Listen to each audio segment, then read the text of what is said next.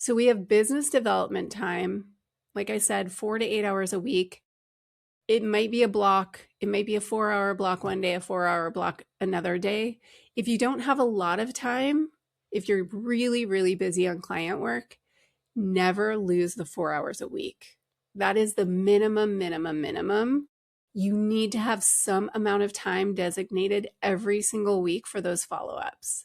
If you lose the thread, you lose your pipeline. And if you lose your pipeline, you're going to be, pardon my language, but screwed.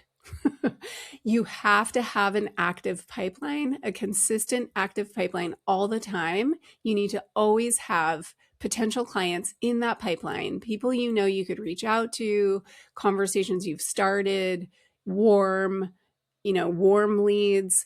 That pipeline needs to be always regenerating itself.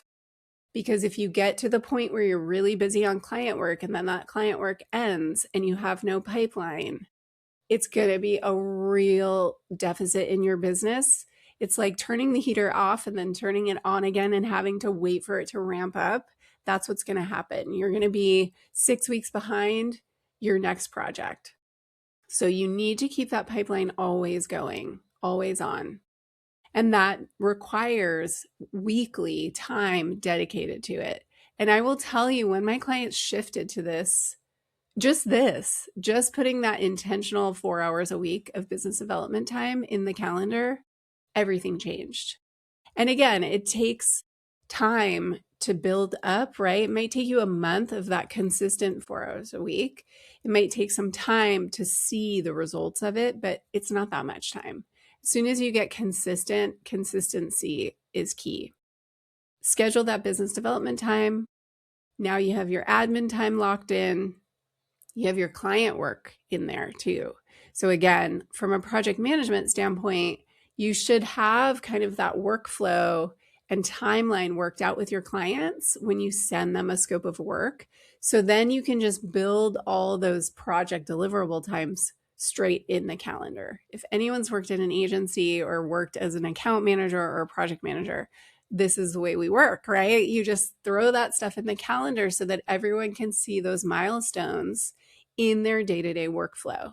If you have some kind of project management tool outside of the regular workflow, people will miss deadlines. It's just a given. You're going to miss deadlines if it's not worked into your normal flow. So now we have the client work all scheduled in, we have the business development time, we have the admin time. It's intentionally scheduled, maybe color coded. Now you can look at, that's the crux of your business right there. And you can start to move things around, shell game them around.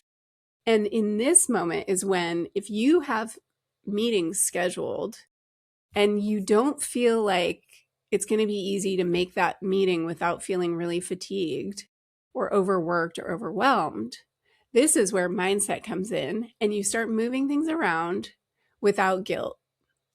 And a lot of people hold to these meeting times because they feel some obligation, like, well, this or that. They just make up all these excuses. And the truth is, if you ask someone to move a meeting, 90% of the time they don't care. Sometimes they might say, oh, you know what, that doesn't work for me. Let's look at a different time. 90% of the time, they don't even blink when you move a meeting. But there's a lot of internal strife that happens with certain high achievers, people pleasers, who feel like, oh, I can't move it because of all these reasons. And then as soon as you move it, you're like, oh, none of that happened. Move things around so that it works for you, so that you have time going into a business development call to prepare, so you have time going into a client call to prepare.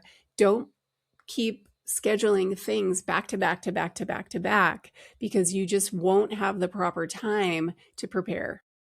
If you're going into a meeting with a team and a client, your internal team, make sure you're intentional about scheduling with the team at least 30 minutes before that meeting to prepare, to get ready, to talk about things, to set up roles and responsibilities for that call. So don't just plan things to be like that hour-long call, that hour-long networking session. Schedule the time before and after to give you that space to put your best foot forward, quite frankly, so that you're not just like half doing it, half showing up because you're so busy. Just give yourself some relief and don't schedule things so that you're so busy. Stretch them out. And then if you're like, okay, well, I've stretched them out and I'm still super busy, this is when you know that you need help, that you need to bring someone on to offload some of the work. This is the easiest indication, right? Now you're looking at your schedule. There's no way to find time. There's no way to find relief. It's consistently like this for 3 months. That's the time. That's when you pull the lever and you bring someone on because you know the work is there consistently.